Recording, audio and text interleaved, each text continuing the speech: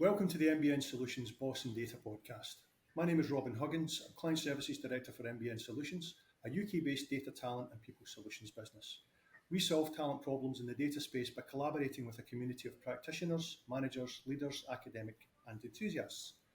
In each episode of our podcast, we take a deep dive into one of the topics currently challenging the data leaders within our community, with a special guest providing their input based on their background and experience in the data space. In this episode, our topic is the measurement mindset.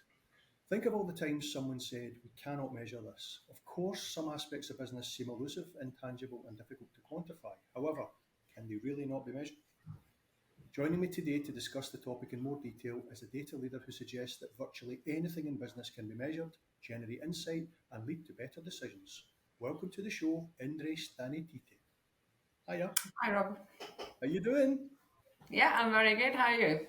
I am good, although we're both slightly suffering from slight locked up nose, nasally congestion, cold nonsense this morning. Yeah, well, we still both made it. Yes, good stuff. Indy, thank you so much for agreeing to join me on the show. You and I have known each other for a considerable period of time now. Yeah, over 10 years for sure. Yeah. For the benefit of the audience, can you tell us a bit more about yourself? Where did you come from? Your journey in data? All that good stuff. Yeah, cool. I can do that. So I've been in data science way before it was cool. So over 12 years, before all the chat GPT hype and stuff like that. But my journey in no shape or form was linear. So I came to the UK 16 years ago, 17 years ago with £300 in my pocket. The plan was come here for the summer, get a summer job. So I landed in a casino, got a job as a waitress, even though I didn't know what the word cutlery meant. So that was interesting. But where I really kind of started noticing intangibles and like people behaviors or the importance of measurement and calculation was actually my second gig in the casino, which was running a poker room. So the most exciting thing about it is that you meet people from different walks of life. So from students to CEOs to maybe a bit shadier people as well. But the takeaway is that you can learn something from every person that you meet. And I guess throughout my time in that job, and I still play poker now, I kind of realized that poker is kind of a really good life coach in a lot of ways. So kind of every hand dealt is a lesson not only in human behavior, but in kind of measurement and calculation under uncertainty. It's a lesson for grit and resilience. So, you lose when you shouldn't, or you get outplayed. Well, I do anyway, a lot of the time. And it's up to you how you deal with it, and it's up to you how you improve it. And to me, now that I'm obviously not playing poker professionally and doing data science for a living, that's quite important as well, because it is about, you're not going to make the correct decision every single time, even with the best measurement approach, but it's about how do you use that data or information, and how do you make better decisions in a long term. So we're trying to win a long game here. So because of that, my £300 paid for 2 university degrees, paid for what I think is a nice house anyway. And I've got, quite a comfortable lifestyle, but it just shows that everything is possible if you are calculated, as negative as that might sound to some people. But if you're calculated in life in this sense, everything is possible. So yes, I've been freelancing for over 6 years. I've been in data science for over 12. And I really love my job. I really love every challenge, and especially love when people say we can't measure this. We can't measure because this. I do like to, prove that we can. I asked at the beginning, but I was obviously kind of babbling over the top of you. Where did you come from? You arrived here with £300 in your pocket, but from where? So from Eastern Europe. I was born technically in Soviet Russia back then. It's now Lithuania. Right. Okay. Yeah. So 3.5 hour flight. Not too far. When did you arrive in the UK? How long have you been here in total? 2006, I believe. So yeah, 16, 17 years ago. Yeah. I find it quite funny because I cannot communicate my job in my native language, like because I've never done it. So Aye. I don't like if I had a job interview in Lithuania and the interview was in Lithuanian, I there's no chance for me to get that job because I just wouldn't be able to explain what I do in Lithuanian. Wow. Okay. Wow. So obviously, in kind of looking through the questions and the stuff we're going to talk about, I noticed you've made kind of note quite a few times about that fusion between the kind of technical side of data science, but also the behavioural psychological side, the importance of understanding both. And I take it from your experience within the poker casino, that's been the beginning of that. It's the statistics are only one part of solving the problem. You've also got to think about mindset, psychology, behaviour, and all the other kind of a less technical aspects, but still crucially important. Yes, absolutely right. And I think like the poker was obviously the start, and behavior or human behavior and mindset is only one thing. In reality, there are so many other things like, I don't know, brand image, like PR, like, Yeah. I don't know, effectiveness of this podcast. Is Mhm. that going to be helpful or not? Um, and it's about those things that are not structured in your kind of standard way, where you have your table. I'm going to use Excel example just because it's more relatable for everybody. But it's not. You can't. It's difficult to quantify feelings. So there's even in business, it's difficult to kind of quantify state of a market because there are so many things that are moving. Like, I don't know, COVID would have affected how people feel about Yes. different things. So we can structure it in reality if you get a little bit creative, and we have done that for our clients, and it does work really well. So there is that, but then there is also a big discussion to you might have seen it yourself that there is sometimes a bit of resistance to data science. I'm not sure, my gut feeling has served me well, Mm-hmm. and that's true. And I think what some data scientists overlook the importance of that also.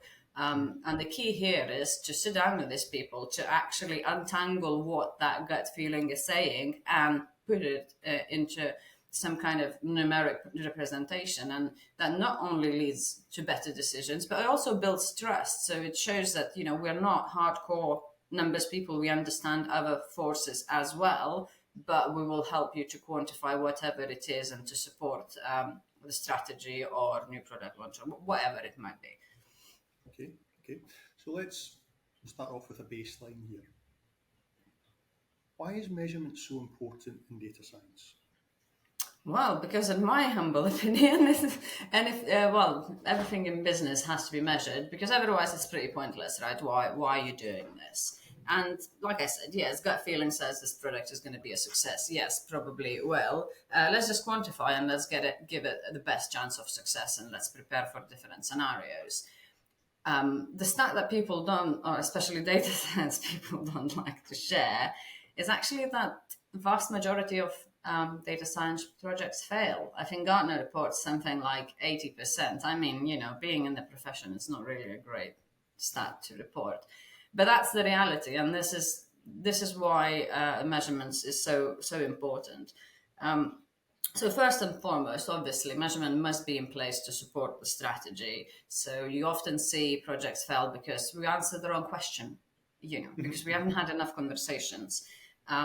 Or we don't know what success looks like. Like if you're launching a new product, well, yeah, it might be selling. Is it selling as well as it should have been? Or what can we do when circumstances change? Like when, I don't know, Ukraine war hits, does that affect my product sales and stuff like that?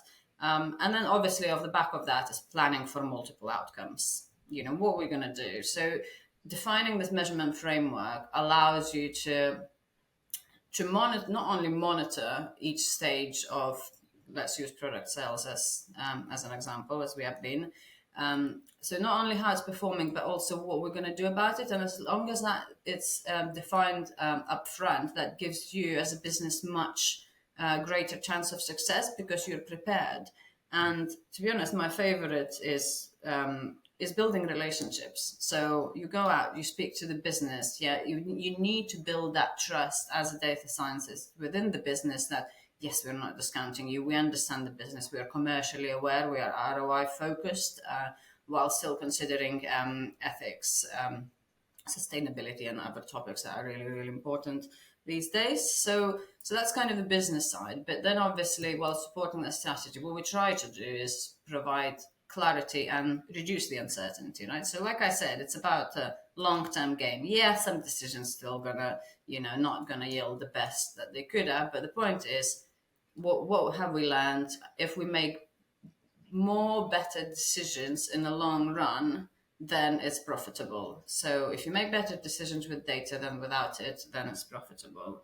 And then finally, kind of the last reason really is about understanding cause and effect as well.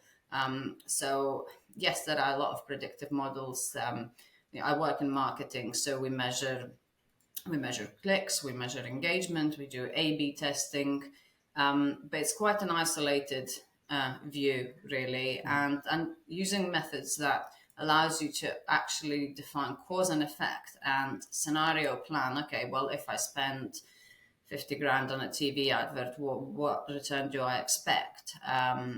That's kind of the last bit that is really important, and that leads to better decision making ultimately. So that 80% failure rate, in Yeah. your opinion, and I am putting you on the spot here, Yeah. with more precise measurement and a better understanding of the business problem, could that 80% figure be changed?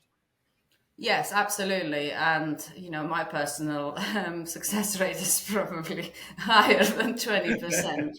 But I think that's it. I think it's not just measurement, but I think it's people driving it. But Yeah. ultimately, you see in a lot of situations that we get a project and we go away and do a build propensity model. Well, what am I building it for? Yeah, I understand it's reduced churn, but what does good look like? At what point is it worth even having a complex model versus a simple model? In reality, simple solutions probably deliver 80% of value anyway, like at least in marketing, let's say. So it's how do you allocate that time? So that's one, it's not understanding why we're doing it. And the second reason is, again, it's a human reason. It's a trust. It's Yeah. people do not, if people don't understand something, they tend not to trust it, which is okay. But it's building that and defining the measurement approach for any activity that you do allows you as a data scientist to go into a team, build that relationship, ask questions. So if people know that they've contributed and they're comfortable, and it's all about that. I would say majority, from my experience and from my research in general about what good looks like, it is mostly human element, but it obviously has to be measured. So it's human element intertwined with measurement. That's what leads to this 80%. And actually, it's addressable easier than you would think as well. Just talk to each other, talk numbers to each other. Okay. Is measurement accessible? For example, do you need a stats degree? Do you know complex functions? Is all that crucially important before you get involved in measurement? Oh, that sounds fancy, doesn't it? Well, like I just said, first of all, measurement is a team sport, right? Yeah. So everybody has a role in it. So if I come into a new team or new business, I don't really know the business that well. Yeah, I have industry experience, maybe, but in reality, that's not where measurement starts. It doesn't start with a data scientist. So just reiterating that again. So one role might define what we're aiming for and what good looks like, and the other role, somebody like me, can define what is the numeric representation of that. So obviously I've got the degree in data science and it really, really helps. In reality, it really depends what stage your business is in. So I always say start simple. Like if you have no measurement in place, just the basics will go such a long way. And then as you move on, as you mature as organization in terms of your data science capabilities, yes, you'll probably need a little bit more skills than that. I mean, there are some horror stories about where measurement goes wrong. So as much as I dislike using COVID as example for everything, We're living in the one example was COVID is the example for everything now. well, it has caused a lot of uncertainty and chaos. That's why it's a great case study from my point of view. But it's like an algorithm for student grading, right? Yeah. It was. So I imagine it was somebody with stats degree doing it, not to pick on a specific person. I imagine, it was a team, but in reality, it was biased. It wasn't transparent. It didn't account for individual students' characteristics, like how determined I am. It kind of biased it towards schools that are not performing well. So basically, what it said is that your school defines you, which is not the case, So I bet if they did it the next time around, that would be addressed. But that's what measurement is about. I guess in this case, it's very extreme because it's affecting people's life, So I think you've got to be really careful, and these ethical considerations really come into play. If you're in healthcare, then absolutely you do need degree, you need experience, you obviously need domain expertise. In reality, in business, it's a bit, people won't lose lives or they won't miss out on university if algorithm is not, no algorithm is 100% perfect, but anyway, if algorithm is not as good as it can be, because from my point of view, it's you iterate and you learn in business, especially in marketing.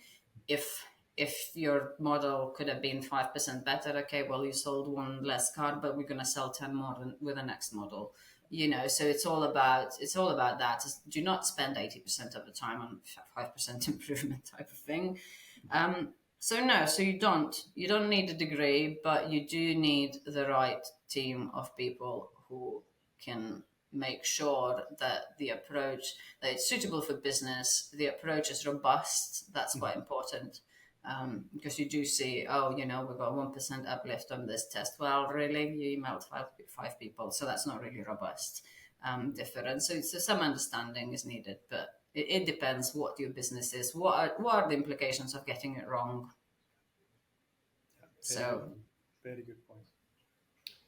Okay, as part of my fanboying over the course of the last 6 months with you, I've heard you talking and writing about intangibles and measurement. Exactly what are these intangibles and why are they a major factor or influence on measurement? So intangibles are things that you wouldn't intuitively think are measurable, so they're not currently, for example, represented in a data table. So at one point, let's say natural language processing seemed intangible, right? Now we all know that you can put that into numerical representation. You can, we all know the state of the current market. You can have a chat with a robot and it's brilliant and all of that. That really wasn't the case so many years ago. And it's the same here. So it could be like employee satisfaction. Yes, we all collect the scores in a lot of organizations, but what a lot of them don't do is linking to the bottom line. So that's kind of it feels less tangible. Like, okay, so my employee satisfaction, okay, what does that do to productivity? How does that affect my bottom line? It could be brand image. I think organizations are getting much better at measuring that, but there is still a lot of that. It could be like effectiveness of PR or TV campaigns. Again, it is not as elusive as some other things, but it's still considered more difficult to measure. But for example, take usefulness of your IT department, right? Okay, okay. Yeah, so people take it for granted, right? Well, IT is just there to, when my Outlook doesn't work, sorry, IT people, I know that's not the case.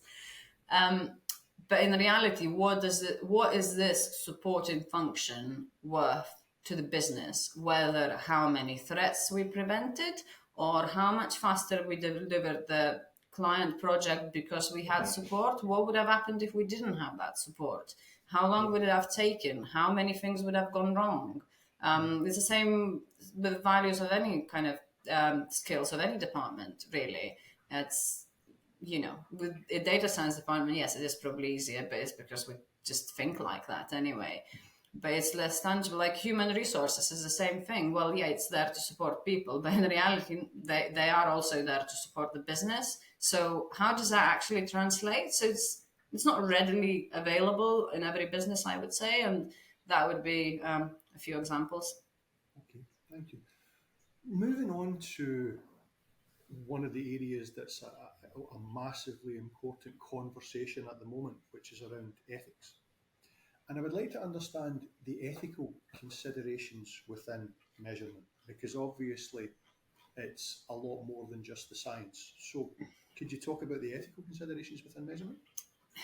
Yeah, I mean, like everything in data science, it's probably not just limited to measurement, but there are a few specific ones that's especially applicable here. So obviously privacy and consent. So in your standard terms is, oh, can I contact this person, tick a box, yes or no. But like if you're talking about employee satisfaction, it's often the data often comes from quite personal and sensitive areas. So how are you going to use it? It's how can you, in what way can you use the information you gathered about their beliefs or opinions, and so on. So there is that. People are quite uncomfortable sharing it. So for every business, unless you consider that and unless you're super transparent about what you're going to do with it, people will be hesitant anyway. Which obviously then leads me to the actual interpretation and use of data. For example, there are case studies that yes, we use employee satisfaction to improve our internal communications, but there are instances where people may have been discriminated or viewed differently because of it. So who is interviewing? Where is this information going to go to? Like, if you're talking to internal communications department for the specific reason to improve the communication, does it then leak to your manager, and your manager knows that you're supporting the wrong political party, well, in their mind anyway. Right. Then that is obviously sorry. At the point in time that the measurement begins, is it very clear to define exactly what is being measured and why? Is that part of the ethical considerations, to be very upfront, honest, and open with people about that? It is. It's what will be measured and why, obviously, so people are comfortable, but also how to an extent Right. as well. Because again, it especially when it comes to opinions and beliefs, it can get really, really tricky. So I think if I'm choosing to work with clients, I think one of the things that you consider is actually what are the chances that they're going to stick to this defined Right. why and how. And I would probably say no sometimes if I don't think, if you feel like there is a toxic culture, for example, because it's easier to exploit these things. Oh, manager wants to find out what my opinion is about vegan diet. Well, sorry, none of your business, type of thing. But it's obviously a very lame example, but it can be, it can go very, very wrong sometimes as well. Yeah. Okay, thank you. Is measurement a precise science? High level, how does it work? No, it's not precise science. Just go for it. No. So anything in data science is not precise science. I think one of the great things that ChatGPT hype showed us, and their disclaimer also says quite rightly so, that it's not always correct. Yeah. And this is very important to reiterate when you're having business conversations, obviously, that we're aiming to do something better, make a better decision, make a better forecast prediction, or so on. In reality, we're still going to get things wrong. the key is to fail less often, basically. Yeah, get it You less know, wrong. that's the key. And where measurement comes in, okay, so we monitor it over a longer period of time, you know, what based on data informed decisions, where Yeah, are we now versus where we would have been. So no, so it's not precise science, but it does kind of bring me back a little bit to the ethics part, that it has to be more precise in some cases than others. yeah, yeah. You know, healthcare especially, or education, Mhm. where it affects people's lives. And I mean actually affects lives, rather than, you know, I've seen more or less ads on Facebook. I shouldn't say Yeah, that as a somebody who works for marketing, but anyway. um, so it should be, there are different considerations where we should invest more time to make it as accurate as possible. In yeah, business, it's about finding the point, is how much time I'm going to invest to potentially make decision, let's say that's 30% better, versus, you know, I'm going to spend 80% of my time to just improve the model a little bit. By the time that happens, you've missed out on another 3 projects, and it's fairly pointless. So that's why it's not precise science. It can be, if it can be more precise than it is, but that's not recommended in some cases. So, what about subject matter experts' experience in the business? Does that just get discounted now? Absolutely not. Like I said, Robin, it is a team sport, and subject matter experts, well, let's just acknowledge that they built the business in the first place, right? And Yeah, especially, yeah. So, and especially like a lot of mature businesses as well. And I mean, you see vast differences in use of their data, even for like really big companies that have been around for, like, let's say, over 20 years. But what that means is that the people working there, they have built it, right? It was, yeah, in a lot of cases, there was much less data, um, not so many data scientists, so it was much more of a gut feeling. So the key there is, as we said at the beginning, is to build the relationships with mm, those SMEs to make sure, first of all, they're on board with what you're doing, because depending on their own mindset and beliefs, they might resist data science a little bit. So is to get their buy-in, and to do that is to make sure they contribute, because that wealth of knowledge, yes, it's in their head, but it's one of the intangibles that we mentioned, right? yeah, yeah, So absolutely. can we quantify this gut feeling, right? And I had some case studies where um, it was the task on its kind of on its face value. It seemed really straightforward, just to predict churn, but in reality there was no definition. It's a mature business; they're not really so used to using data, and basically we had to segment their outlets based on different things. So basically, I was telling them about their outlets, what they maybe knew intuitively, but kind of have not been shown. And the kind of the sponsor of a project, he's not so close to the outlets. He's like, whoa, whoa, whoa, this is a bit, you know, this is a bit out there, the Mhm. methodology. Um, and what we decided to do is, okay, well, let's take the sample of this data, of this kind of model that I've created, just take it to your outlets and speak to the people on the ground. That's all I'm asking. If they say that this is completely wrong and not representative of what is actually happening on the ground, then fine, we'll find another approach. And in that specific example, what happened was that they were happy with it. It's like, yeah, we kind of knew it, but we never showed it. Yeah, So project turned out to be quite a good success, but it was one of those, oh, okay, well, I know what I've done is probably approximately right, but it would have been pointless if those people that do not approve or do not see value or do not trust in the solution. So no, the answer is no, they're never ever discounted, because people is the most important factor in data science. and I suppose then in a perfect world, what data science is there to do is to augment that amazing experience and amazing gut instinct that the subject matter experts clearly have. What data science is there Exactly. to do is to augment rather than replace. And that's exactly it. When I first started my career, I was kind of I didn't realize the value of it. Right. Because I used to work, obviously, I wasn't very confident and I wasn't as knowledgeable at the time, and I never really used to talk to people that much. It's like, oh, I got a project, yep, I built a model or report or whatever it was at the time, and move on. And what you realize is that you end up with so much rework.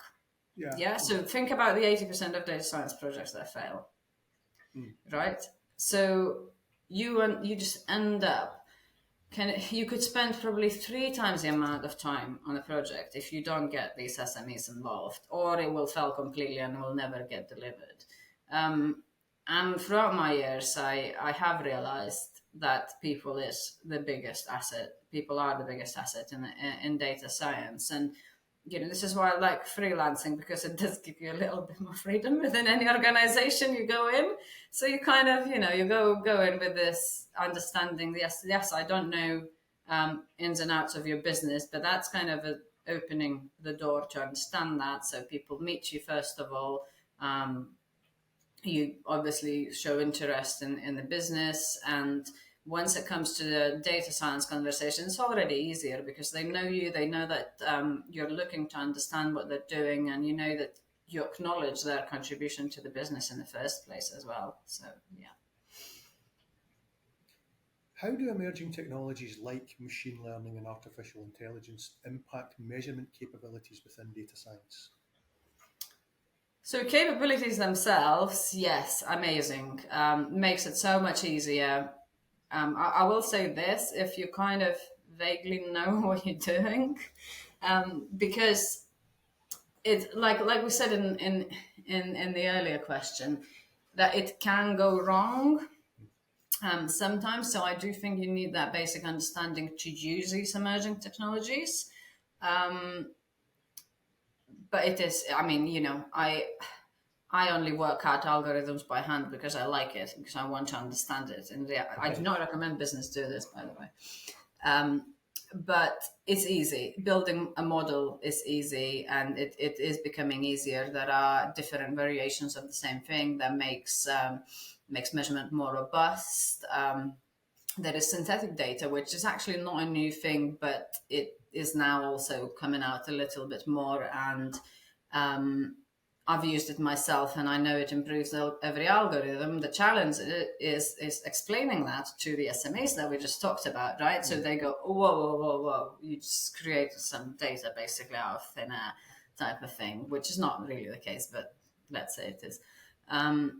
So they can enrich. So they speed up the measurement itself because of the number of algorithms, but they also enrich and they improve the quality of those algorithms through things like synthetic data.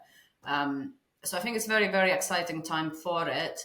It's a little bit overwhelming in the sense that there are so many tools coming out, and even being in the field, it's overwhelming. So you've got to be a little bit cautious.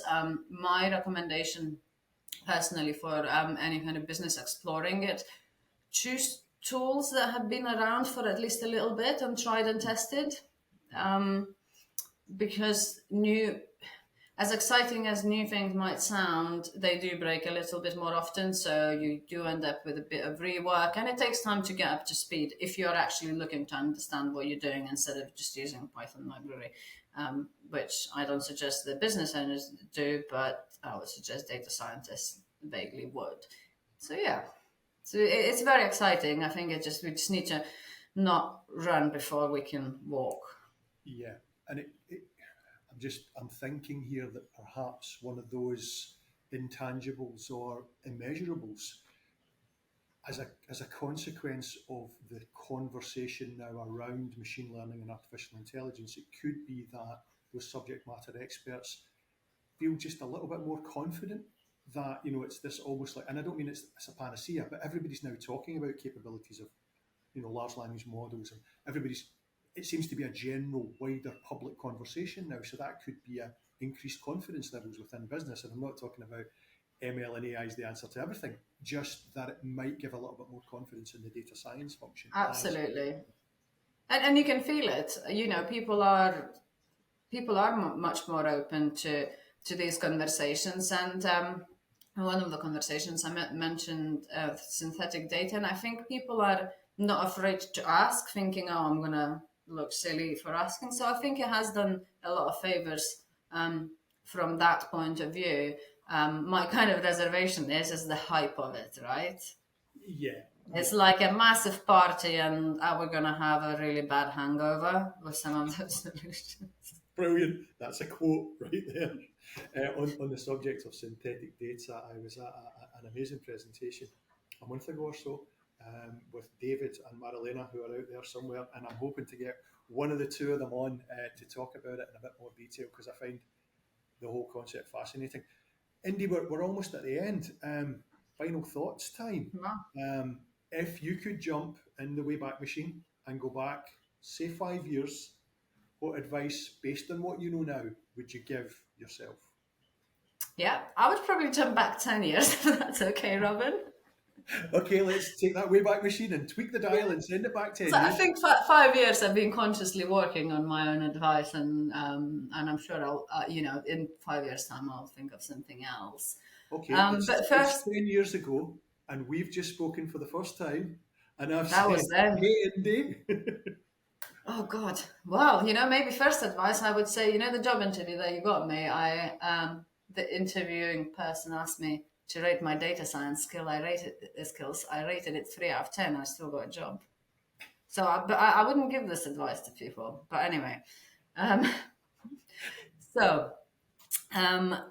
what advice would I give myself? So first and foremost, I think what has really been enjoyable in the last, and I say advice 10 years ago, but because I've been doing this for kind of 5 to 6 years, is embrace uncertainty and make a living out of it.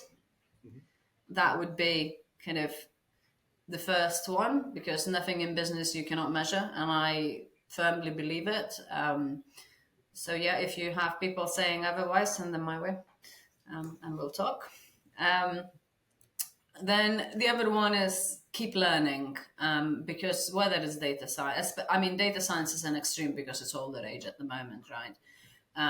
But it's important to stay on top of it. It's not just the buzzwords, but it's also things that actually help solve the problem. So it's also the soft skills, it's the commercial awareness, and so on. And I think that was quite a hard thing for me to do 10 years ago. And then obviously, so that kind of leads from soft skills is the SMEs, because at one point in my career, I thought the data scientist works in a box, which they don't. Yeah. Well, sometimes, mood depending sometimes. But so do not rely blindly on data,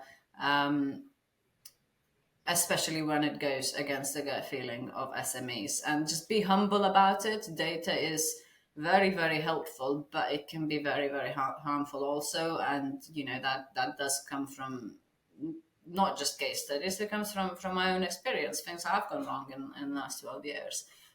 So that's the important thing. I think a few important things that I would say to myself. I wish I started doing those earlier than I did. Wise words. You'd mentioned there, if somebody wanted to continue the conversation with you, what would be the best method of getting a hold of you, Indy? If somebody out there did want to have an argument, continue the conversation, or perhaps to engage your services as an expert in this space, best way of getting a hold of you? Probably LinkedIn. Okay. Let's start. Starting point is absolutely LinkedIn. Then I've actually wrote a post about measurement as well a few months ago. It might be my future post on my LinkedIn profile. So it's all on there. If anybody has any examples of what they think is not measurable, feel free to do that. I've done it with other people. I've done with somebody in education system, like university rankings, like that can be quite subjective in some ways and stuff like that. And when you bring online learning, so we had a really great chat about that, just to help people think about it differently. Because I say it to everybody I meet is you have more data than you think you have, and you have less data than, sorry, you have more data than you think you have, and you need less data than you think you do. And that's my philosophy. And so if anybody is stuck, yeah, I'm on LinkedIn. Conscious that this will be going out in a number of formats. One of those formats will be audio only. Can you spell your name so that people can find you on LinkedIn, Indre? Oh, can I spell my name? Yeah, sure. It's Indre Stanaityte. Robin's still working on actually pronouncing it, but anyway. So the spelling of my name is IndreStanaityte. Brilliant. Indre, thank you so much again for taking the time to speak with me today. Thanks for sharing Thank your passion, your you. knowledge, Thank and you your for having expertise. me. You're welcome. On the subject of the measurement mindset, I hope you, dear listener or viewer, have enjoyed the conversation as much as I have. Please do look out for the other podcasts in this series where I'm joined by other special guests discussing topics relevant to today's bosses and data. Visit www.mbnsolutions.com for resources like our data salary survey, to watch recordings of latest data meetups or podcasts, or to download our white papers, research and thought leadership. Follow us on LinkedIn, Instagram and Twitter for the latest news, views, opinions, and of course, hottest opportunities in the data space. Thank you and goodbye.